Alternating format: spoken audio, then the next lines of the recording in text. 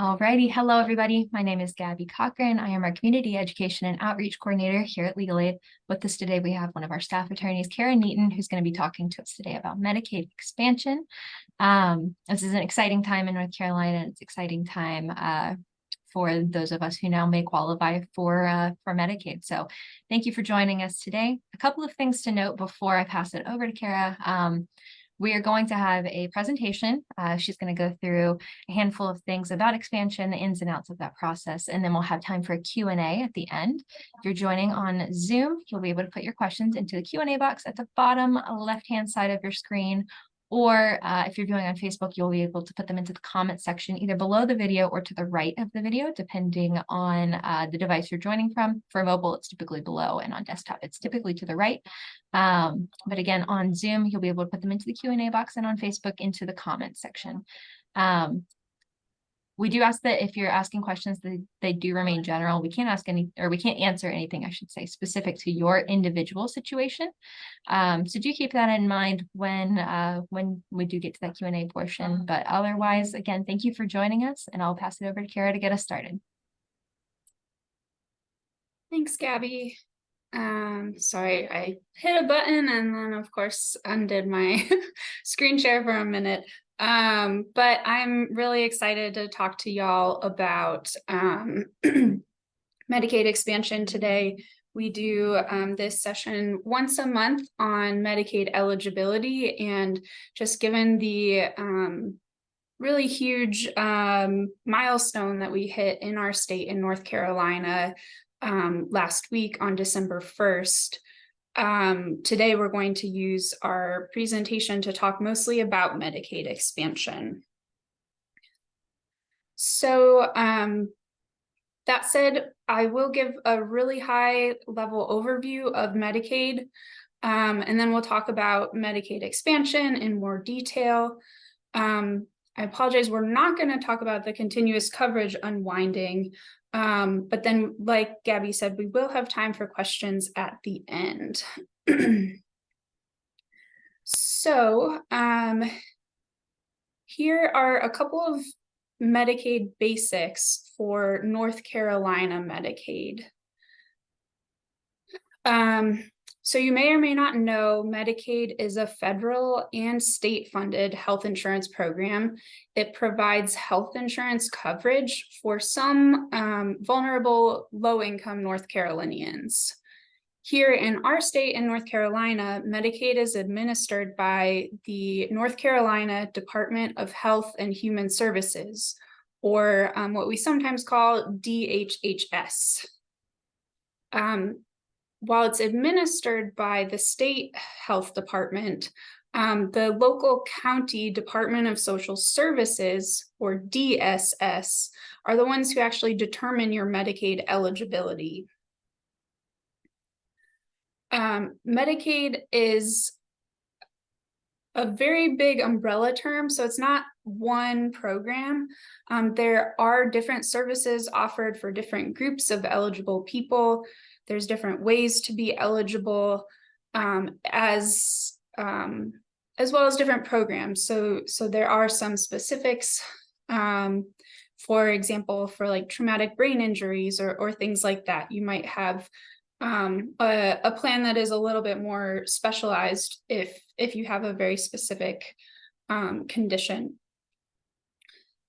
The other important thing I wanted to mention is that Medicaid is what we call an entitlement program. That means if a person meets the eligibility requirements, they must receive coverage. And that also means if your Medicaid was denied, reduced, or terminated, you would have rights in those situations. And we'll talk a little bit about those towards the end.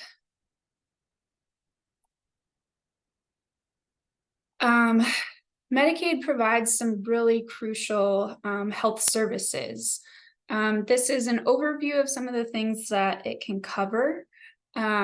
So it increases access to regular preventive care. So this could be going to a primary care doctor, getting your annual physical or checkups, things like that. It also covers treatment for chronic health conditions. It covers maternal care for people who are pregnant or postpartum after delivering a baby. It covers, in addition to physician services, it also covers hospital services. So if you have to be admitted to the hospital or go get something checked out that takes a little bit longer than a doctor's visit, those types of things are covered, as well as prescription drugs and behavioral health services. Here's a rundown of what I'll call the pre-expansion eligibility requirements. So this is how you could qualify in North Carolina before December 1st. You have to be a resident of North Carolina. You need to be a US citizen, or there are also a lot of ins and outs for certain eligible non-citizens to qualify for Medicaid. So if that applies to you, I definitely recommend reaching out to some of the resources that I'll share at the end of this presentation for help navigating those, because they can be pretty tricky. And for that reason, I also won't get into all of those different categories today to keep this a little bit more general. So in addition to being a resident of the state and in general, a US citizen or one of those eligible categories of non-citizen, you had to be a member of a group or category of identified persons. And then you had to meet the income requirements, and in some cases, resource or asset limits as well. So these were some of the common categories for coverage. So when I mentioned you had to be a member of a particular group, there is coverage for infants and children, basically up to age 21. There's specific coverage for people who are pregnant or postpartum. There's also coverage for parents or caretaker relatives of children who are under 18. And then there's also categories for people who are 65 and older, blind, or disabled, as Social Security defines disability. This is just some of the most common ones. There are a lot more that, again, I won't get into very fully today, just because this is meant to be a short introductory session. So I mentioned you had to meet income eligibility requirements. So these are those 4 categories I just mentioned, and I've put them in order so you can see. So each of the categories is framed in a percentage of the federal poverty limit. The federal poverty limit is an amount set each year to determine kind of if you're above an income level or below it, whether you fall above or below the poverty line. So you can see some of these really range. The parents and caretakers of children is really low income requirements. So it's about 35% of the FPL. So for a household of 2, that's limited to a monthly income of $651. The moving to the right in the table, if you fall into the categories for age, blindness, or disability, it's 100% of the federal poverty level. So that's $1,215 if you are single, or $1,644 if you are married and living with your spouse.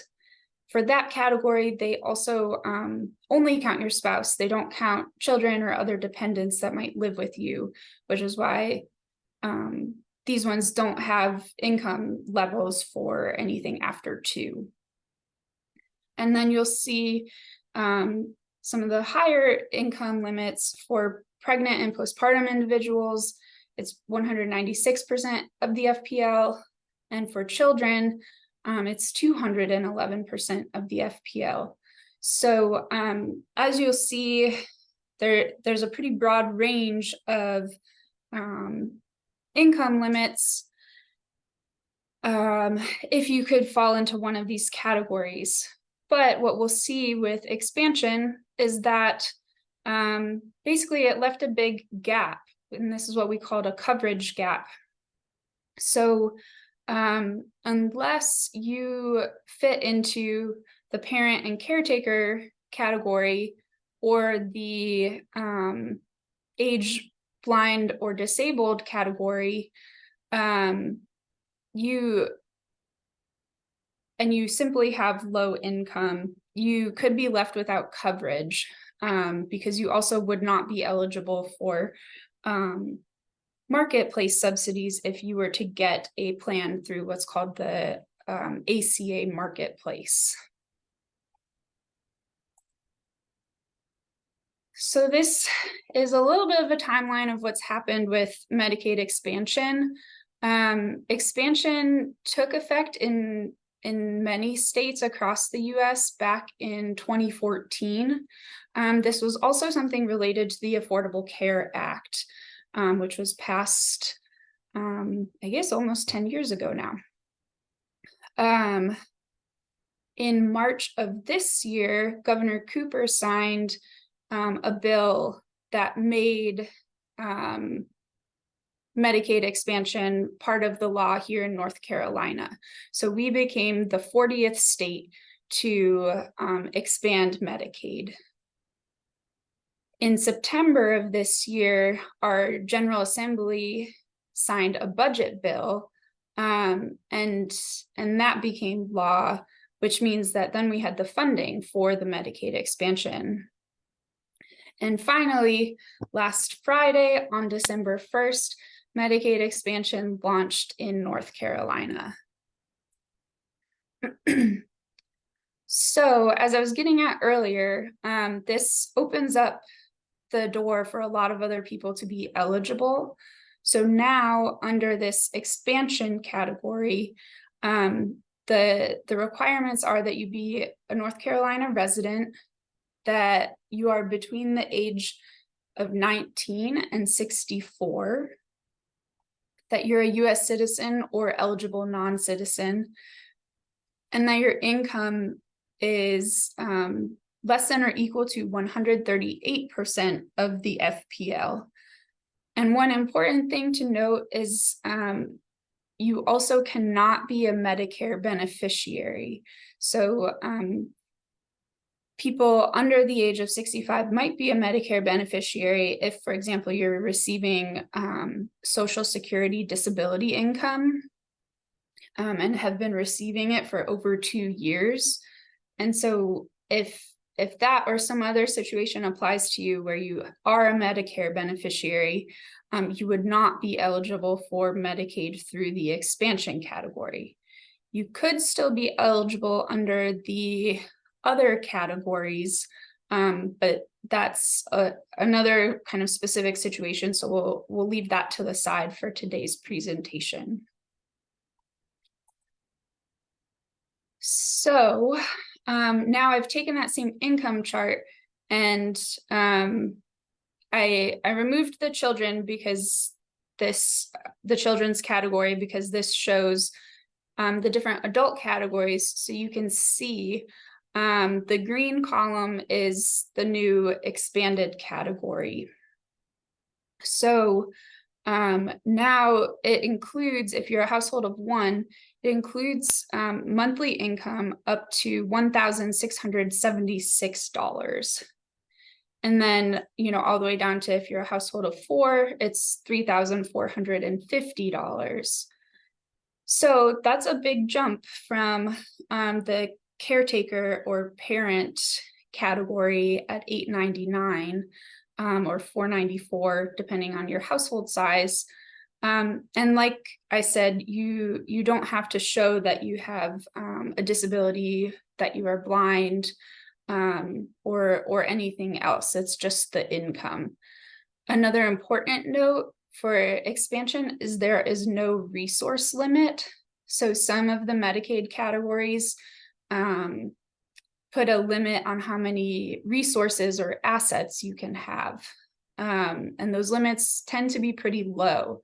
So that's another helpful thing about this expansion category. So in North Carolina, they estimated that around 600,000 people will become eligible for Medicaid when expansion goes into effect. That's really huge to have that many people in our state now be eligible for Medicaid coverage.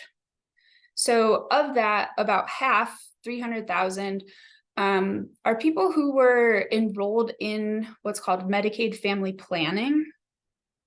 And for those enrolled in family planning who meet the 138% FPL limit, you should have been automatically transitioned to full Medicaid coverage on December 1st.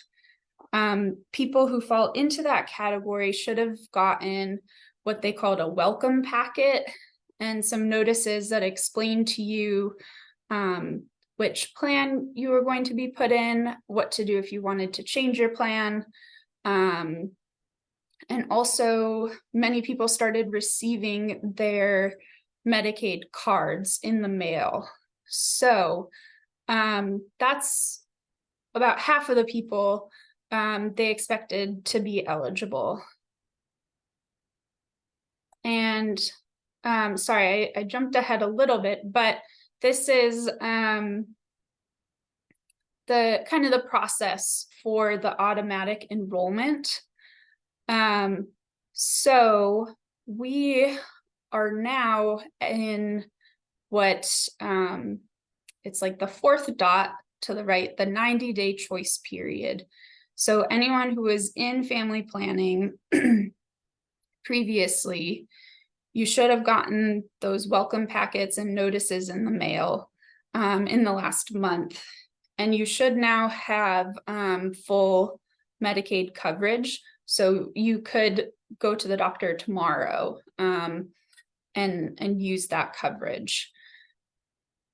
The 90-day choice period refers to this time frame where you can change what's called your PHP, which stands for prepaid health plan.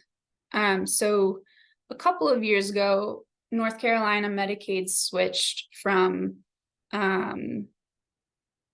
a state-run or state-operated plan to what we call the PHPs and managed care. And so what that means is Medicaid plans are administered by some of these health plan providers. So those include United Healthcare, Healthy Blue through Blue Cross Blue Shield, WellCare, Carolina Complete Health, and AmeriHealth. So in those welcome packets, you should have been notified which of those PHPs you would be enrolled in. And then you get 90 days to change it. So for example, if you got a notice and it said, you will be enrolled in Healthy Blue as of December 1st, you have 90 days to call the Medicaid enrollment broker and tell them, hey, I would actually like to be in the WellCare plan, not Healthy Blue. And you don't have to give a reason for doing so. Some of those reasons might be if a certain doctor that you really like or have seen for a long time, they might be in network with one plan and not in network with another. Or there may be another reason that you want to switch, but you don't have to give the reason. You get 90 days to do so. After that, the then the process is a little bit more of a procedure. So you have to fill out a form and explain why you want to change. So you get this little 90-day period to do so without going through that. So if you fall into the kind of other half of that 600,000 people who become eligible, so that means you think you're eligible for Medicaid expansion, but you were not in the family planning Medicaid before December 1st. What you need to do is apply for Medicaid. So if you haven't applied yet, I encourage you to do so as soon as you can. It takes about 45 days to process an application. And if you're approved, the coverage will be retroactive to the date of your application. The one exception to this is that if you applied before December 1st, so say you applied back in November, your full Medicaid coverage would only start on December 1st, but you might be eligible for family planning or some other coverage for the time in November when you applied to December 1st. Another helpful thing to know, if you have applied for a different type of Medicaid, for example, if you applied for Medicaid on the basis of disability, and that is still pending, then you can receive the expanded category of Medicaid coverage while that disability application is pending. So that can be another really helpful way to access care while you're waiting for some of those other determinations to come through. One other thing I wanted to note is just that DSS might ask you for additional information to process your application. So that's often done through the mail. You might get a letter and it says you have this many days to turn something back in. So please make sure to keep an eye on your mail if you do apply, and make sure you follow through. And if you have questions, you can always contact your caseworker at DSS. So I have been talking a lot about you should apply for Medicaid. And you might be saying, well, how do I do that? There are a lot of different ways that you can apply for Medicaid. As you can see in these little squares, there is an online application through what's called ePass. The website is epassnc.gov. For that, you need to have an email address and be able to use the internet and fill out the application, which does take some time and requires having a decent amount of information handy. Alternatively, you can get a paper application. You can download one online, or you can get one from your DSS office. You can also go to DSS to apply in person, or you could call DSS. And so for those options, you need to figure out what your local DSS office is. And that's what those websites listed in those squares will take you to, is a place where you can type in your zip code or your address, and it will tell you your local office. I also want to note that the North Carolina Navigator Consortium is listed here on the bottom of my slide, and I'll have their contact info again on a slide at the end. That's because I really hope you write it down. They can be really helpful with both applying for Medicaid through the ePass option, And if you're not eligible for Medicaid, they can also help you enroll in a marketplace plan. So the navigators are federally certified, essentially counselors, to explain to you the different options that you would have available and help you figure out what plan would be best for you. They would not make a decision for you, but they're there to be essentially a neutral source of information and provide help with doing the application. So just to repeat, the navigator, they can help you with filling out a Medicaid application on the ePass website. Or if you're not eligible for Medicaid, they can help you pick out a marketplace plan and help you enroll in that. So if you call or go to their website, you can actually schedule an appointment with them, and they do appointments in person, by phone, or by Zoom. They are located throughout the state, so there's a lot of different options to try to meet with them, and they can be a really great free resource navigating a lot of this. I also wanted to go back to what I said at the beginning. Medicaid is what we call an entitlement program. So, like I said, that means if you qualify, if you meet all the eligibility requirements, you must be provided with coverage. And the other thing that means is that people who are applying for Medicaid and Medicaid beneficiaries have certain rights that go along with that. So if you are a Medicaid applicant or beneficiary, you have the right to receive written notice when any action is taken on your application or your benefits. So that could be approving or denying an application.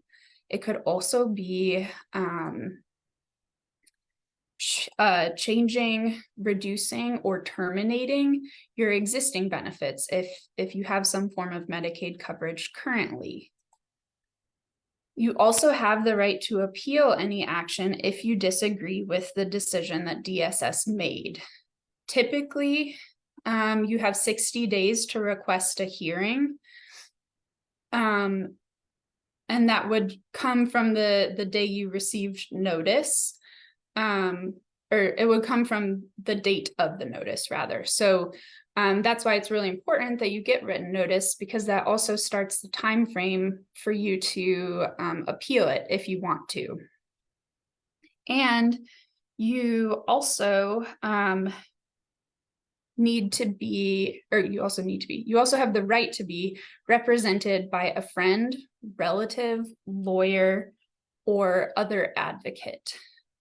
So that can be really important too, if it would help you to have someone representing you or assisting you in your appeal, helping you with your application, and so on.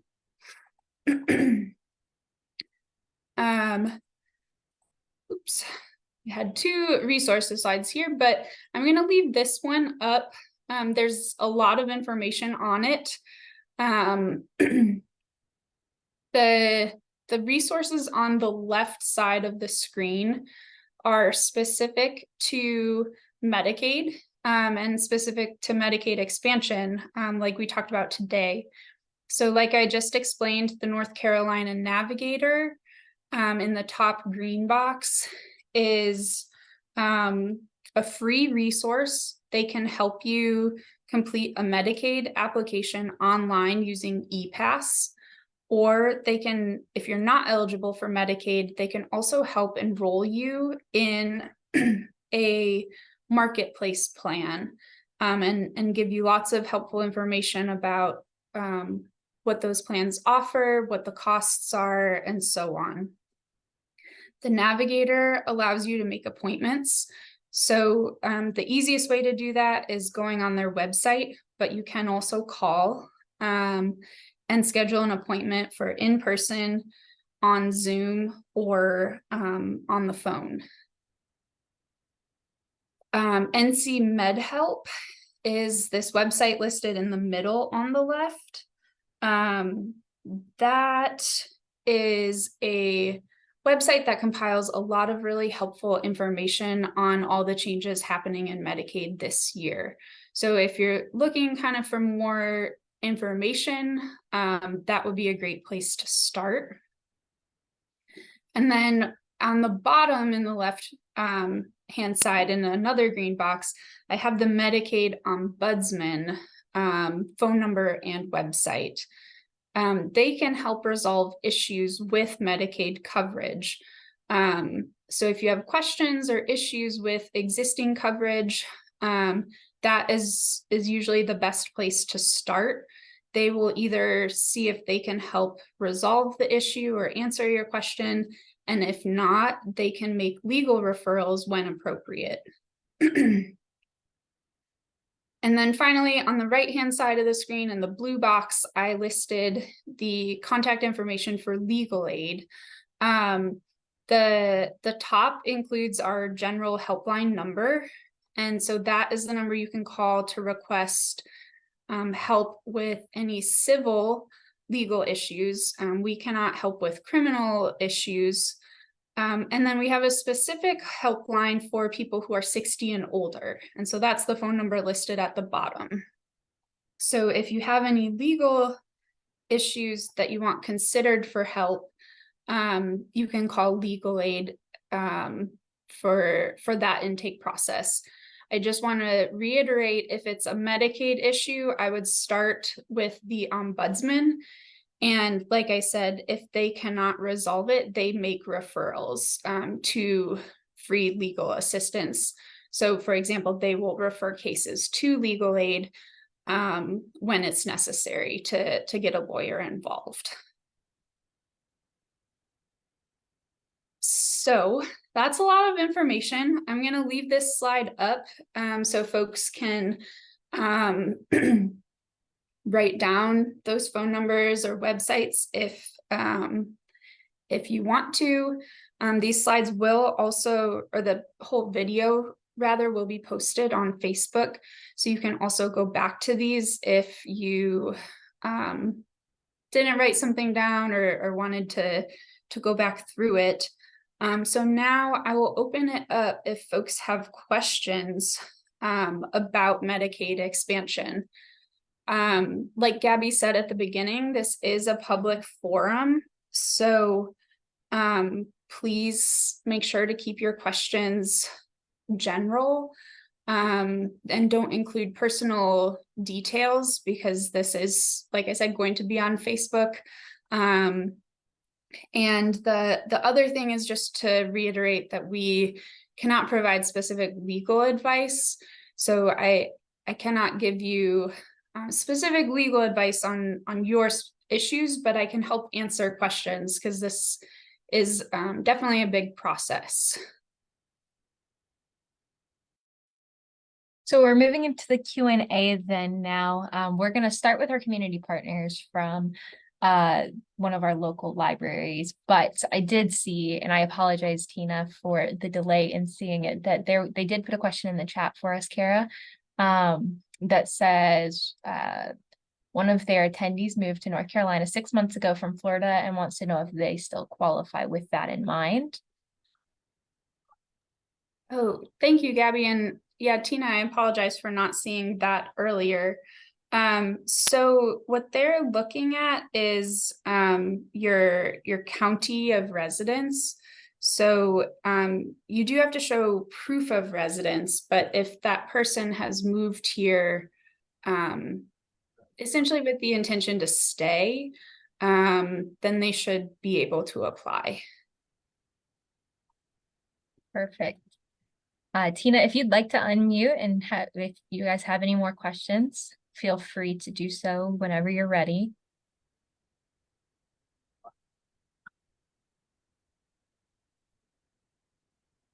Hang on, see if they have any more. Okay, she already left, but I've been seeing this patron around the library, so I'll be able to pass that on to her. Thanks for answering that. And then the gentleman that is here says he has no questions. So we're good. Thank you. Great. Thank you. I'm not seeing any questions in the chat from anybody else. Thank you. Perfect. I'm not seeing any questions in the chat from anybody else. So just a reminder to folks viewing on Facebook, I know we got a handful of people there. If you have questions, put them into the comments section below the video. And for our Zoom viewers, we're going to do a final call. If you have any questions, put them in the Q&A box. We are happy to answer those as you have them.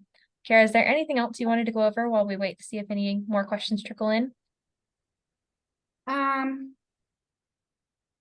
No, I think I'm just excited that we've finally entered the time of expansion. We've been talking about it for a long time, since March when the bill was passed.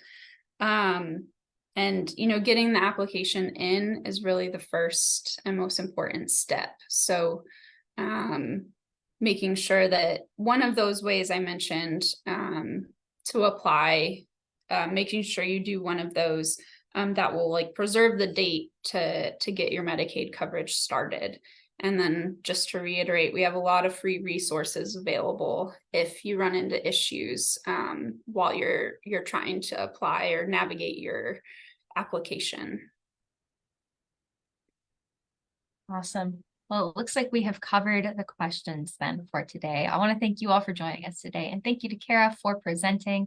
Again, this is an exciting time, and I know that we got a lot of information covered today. So if you have any questions and you want to go back and review the PowerPoints, review the slides, anything like that, anything Kara said, feel free to join our Facebook page. That's facebook.com/legalaidnc. Again, facebook.com/legalaidnc.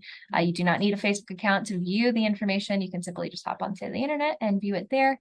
The recording will be posted as soon as we end today, so you can hop on in 5 minutes if you'd like and watch the entire recording start to finish. And you can also review any recordings of our other presentations, whether it be expunction, simple divorce, child custody, anything like that as well. It's all housed there for now. But again, thank you all for joining. Thank you to Kara, and we will see you guys in the next one. Bye, everybody.